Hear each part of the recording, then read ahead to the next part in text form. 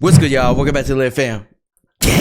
Now today, bro, we got 13 dinosaur myths you still believe by the boy Jay Hanna, bro. Shout out Jay. Make sure you guys go subscribe to them if you guys want more dinosaur content like this. Now, this video popped up on my recommendation feed and I just had to watch it, bro, because first of all, I'm starting to watch all the Jurassic Park movies because for some reason I'm obsessed with dinosaurs right now. Maybe I'll blame it on like the prehistoric animal videos we've been watching, but I just been so interested in wanting to learn more. So yeah, so this will be a perfect video to see what myths are out there about dinosaurs themselves. So without further ado, make sure to grab your popcorn. Let's see. Nice arms, loser. Oh, yeah, I would never talk shit to a dinosaur, bro. That'd be the last thing I'd do if I was alive back then. I may have spoken too soon. Turns out almost everything you think you know about dinosaurs is wrong. Let me guess, he's gonna say T-Rexes actually had long ass arms and just had aura in general. There's a joke about how T-Rex had weak, puny arms. Bro. But what we found is that these things were ridiculously ripped. Sure, they were only 3 feet long, roughly the size of your arm, but they were still packed with enough muscle to curl over 400 pounds. God damn! Bro, I could curl like 100 something right now, but damn, 400 is crazy. But honestly, it doesn't surprise me that much because chat, with how humongous these beasts were, you wouldn't think that their arms would be super strong. You know what I'm saying? I mean, every limb's got to be able to carry and do stuff with how big their body is. So it wouldn't make sense that their arms would just be all skinny and shit. Like, it doesn't make sense. So obviously, these Samsolic looking arms weren't useless. But that's just one of the many dinosaur lies you probably still believe. Samsolic's a beast, by the way. I'm going to go over 13 of the biggest.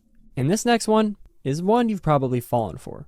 Okay. You ever go on TikTok and see something about how Spinosaurus sounded like this? So that's not how they sound. I haven't seen that, actually. Because I actually want to do a video because I've been seeing these videos on YouTube too about how dinosaurs supposedly sounded back then, but I don't know whether it's worth it to watch them or not because like how accurate could that possibly be if we never got any footage? I mean, I'm sure it's just an interpretation on what we think they would sound like, you know, with all the research that we have gathered today, but is it any type of accurate? I don't know, chat. You let me know. You guys want me to react to something like that where we see what dinosaurs supposedly sounded like? Because that's just a loon call slowed down. In fact, every single dinosaur noise you hear is total BS. Truth is, we have no idea what most dinosaurs sounded like. Yeah, that's true. Except one, Parasaurolophus. You see that giant crest sticking out of its skull? Well, it was filled with tubes and airways. So scientists 3D modeled it, pushed air through it, and it sounded like this. Yo. Bro, imagine hearing that. Yo. Imagine getting waking up by that sound, dude. That sounds like an Amber Alert, but like pitched down by 100, bro. Just super, super scary. And like, you just think something's coming, bro. Something's coming. Like a beast is coming. God's coming back. Like, I don't... Jesus Christ himself. Yeah, we're 99% sure this dinosaur sounded like an air horn. No, honestly, not even Jesus Christ, because that sounds more demonish than anything else. So definitely not them. Sounded like an air horn. Pretty cool nonetheless. Yeah. Then again, that's not the only lie you've been told by media. Don't move. You can't see us if we don't move. Yeah, that's just totally wrong too. Yeah, I don't... T-Rex had the... That just seems stupid. I mean, they got eyes, right? So they can see. Biggest eyes of any land predator. And I know size isn't everything. At least, that's what I tell myself. Yeah, bro. Size isn't everything, bro. The fuck? Don't say that. You know what I'm saying? Though for T-Rex, it did actually make a difference. Its vision was estimated to be up to 13 times sharper than yours. With forward-facing eyes and incredible depth perception, if you were in front of it, even from miles away, it was going to see you. Hell yeah, because we can see things from hella far away. I mean, if you have good 20/20 vision and stuff. I feel like my vision's kind of decreasing, I'm not gonna lie. At least with little things, bro. Like I sometimes I can't see signs like what they're saying when it's a little far away compared to before, but it could just, my eyes just could be deteriorating because I'm on the damn screen so much. So I'm blaming you guys. No, it's playing. No, it's my fault. But hey, yeah, if dinosaurs have way better vision than us, then imagine the depth they can, you know, have and how good of a precision that they'll have when they're hunting their prey, bro, and how scared any of their prey should be. You don't want to be in the line sight of a dinosaur at all. But the real question is, what would you see if you were looking back? Because when most people picture a dinosaur, they think of something scaly like a crocodile. Except crocodiles aren't even that closely related. Their actual closest relatives are birds. Because dinosaurs I've heard really about that went extinct. Only the ones that couldn't fly did. So get that myth out of here. In weird fact, but that does technically mean that birds are reptiles. So then, that's true. if all birds are dinosaurs, Does that mean all dinosaurs look like birds? No. Maybe. Birds evolved from No. theropods, but that's just one of 3 branches on the dinosaur family tree. Which means while some dinosaurs definitely look like birds, which we could see preserved in fossils and even trapped in amber, we also know others look totally different. Sauropods probably didn't have feathers. T-Rex had scales over most, if not all of its body, but it gets even weirder. You know, when I think about that, when he says about the scales and stuff, you would think that maybe T-Rexes have more of like a snake skin going on to them. You know what I'm saying? Like that's what I would think would be the most accurate rather than just the whole crocodile type look or just a whole bunch of spikes and stuff. Maybe some of them did. I feel like maybe it's closer to either bird or snake, especially their skin, like how it is. Even weirder. Some species, like ceratopsians, had quill-like structures on their tails. So, the whole feathers versus scales debate, just throw it out the window. But you know what wouldn't fit through a window? A dinosaur. Because they're massive, right? Yeah, they wouldn't fit through anything. Not exactly. The smallest dinosaur we've ever found is a bee hummingbird, which is like 2 inches long. So this motherfucker that was going like this to my wood outside, like, he's a dinosaur? Yo, I'm pretty sure I smacked this nigga before. Hey, your ancestors, they come back, bro. Just tell them I didn't mean it, bro. I was just joking around and shit. If we're talking non-avian, you got stuff like Microraptor, about the size of a crow and barely a couple pounds. We got really lucky with Microraptor too. It lived in the perfect environment to fossilize. And some are so well preserved, we even know its feathers were black, and if the light hit it just right, they'd shimmer blue and green. Oh, wow. And this thing lived over 100 million years ago. But here's the thing. Most dinosaurs didn't live in conditions like that.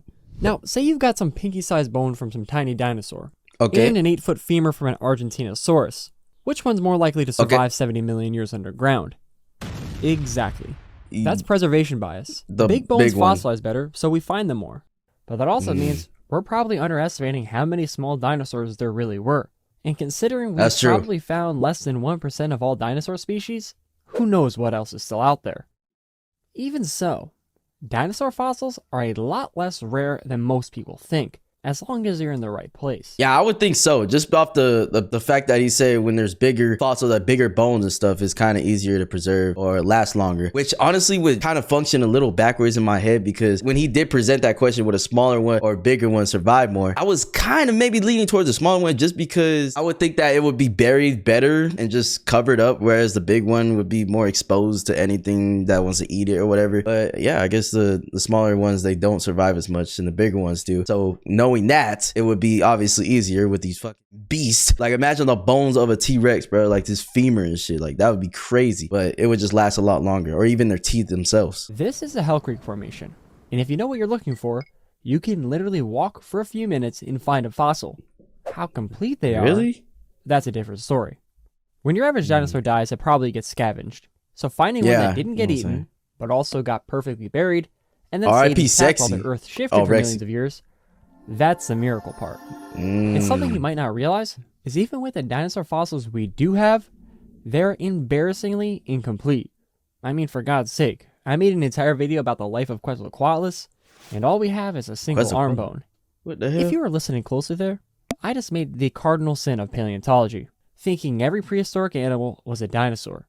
However, a lot of those animals weren't dinosaurs at all. Yeah, that makes sense. Ichthyosaurs, plesiosaurs, mosasaurs. Not dinosaurs. They're part of their own weird aquatic branches on the reptilian family tree. Same with the ones in the sky. You've probably heard of the word pterodactyl. But that's actually not the right name. That's just one species of a much bigger group called pterosaurs, and they were flying reptiles, not dinosaurs. Speaking of animals that aren't. So everything that has saurus in the name, we can't automatically combine it with just dinosaurs in general. Or should I say associated with dinosaurs in general? Which honestly, this is a surprise to me, bro. I thought pterodactyl was definitely a dinosaur. Not dinosaurs. Wow. Speaking of animals that aren't dinosaurs, let's talk mammals. You always hear that mammals back then were small, helpless, and lived in holes in the ground. But some of them actually ate the dinosaurs. What? This is Rapanomamus, a badger-sized mammal that we know for a fact had a taste for dino meat. Because one fossil was found with a baby I mean, he might like the dino nuggets like I did, right? Never mind. Psittacosaurus in its stomach. Hey, dinosaurs, I didn't mean that, by the way, in case you come back. Baby Psittacosaurus in its stomach. And this wasn't just a one-time thing. In another fossil, it straight up, mid-attack, latched onto another Psittacosaurus's rib cage. What? So, some mammals were already out here devouring dinosaurs, long before we turned them into nuggets. Damn, bro. You must have heard my reference, bro. Did you hear me, bro? Did you hear me? But yeah, these nuggets, they're definitely peak, bro. Like, this is childhood right here. If you had these on the plate, you know what I'm saying, Mom, throw these in the oven, you could smell them. They have a certain smell and everything. Woo. It was just the best. You get some with some ketchup or some barbecue. Before we turned them into nuggets. All right, chat. Are you eating these with ketchup or are you eating these with barbecue? Which one's better? For these specifically, I'll choose ketchup, bro. I feel like ketchup is better with these. But like McDonald's chicken nuggets and stuff like that, that's better with barbecue. Nuggets. But that doesn't mean dinosaurs were somehow losing. There's this idea that mammals took over because dinosaurs were slow or outdated. That couldn't be more wrong. Who said that? Dinosaurs were some of the most well-adapted animals to ever live, roaming the earth for over 165 million years, nearly 3 times longer than mammals have. In fact, they were around so long that we live closer to T-Rex than T-Rex did to Stegosaurus. What? So, no. Most of your That's an insane comparison. You guys have to realize what this means, bro. Like, we are closer to the living ages of a T-Rex than the T-Rex is to one of his counterparts, another dinosaur. That's insane. That just shows how long that they were able to adapt and live throughout these times, which means that they had, you know, plenty of skills and plenty of adaptations that they had to go through in order to finally be extinct. I mean, shit, they were this close to just being with us, to be honest. So, no. Most of your favorite animals, sadly, wouldn't have met. Unless they tripped over each other's fossils. And yes. Look, Professor Stegosaurus. Jurassic, 80 million years old. Yeah. And yes, dinosaurs were actually more advanced in a lot of ways. Especially their breathing. While mammals breathe in and out through the same lungs, dinosaurs and modern birds have a totally different setup. They have air sacs spread throughout their bodies, which keeps fresh oxygen flowing through their lungs even while exhaling. So they basically got a purifier built inside. Yo, what's up, bro? Yo, humans, come on, bro. We got to get our things together, man. In fact, dinosaurs' over-specialization may have been part of what led to their downfall, while our smaller, more adaptable generalist ancestors were able to cling on. And yet, despite all their advantages, their entire existence supposedly ended in a single afternoon. An asteroid hits Earth, and boom, dinosaurs gone. That's it, bro. That's always so fucking insane to me, bro. Like, not one of them survived. One? You know, usually someone gets lucky, or I don't know. We already know that's at least a little wrong, because, and even for the non-avian ones, they didn't vanish overnight. It might have taken that's what I'm saying. Like, I've always believed that was a myth in general. Decades, maybe even thousands of years for the last of them to die out. Look at the mammoths of Wrangel Island. Most mammoths went extinct around 10 to 14,000 years ago, but a small group survived in isolation until just 4,000 years ago, around the same time the pyramids were being built.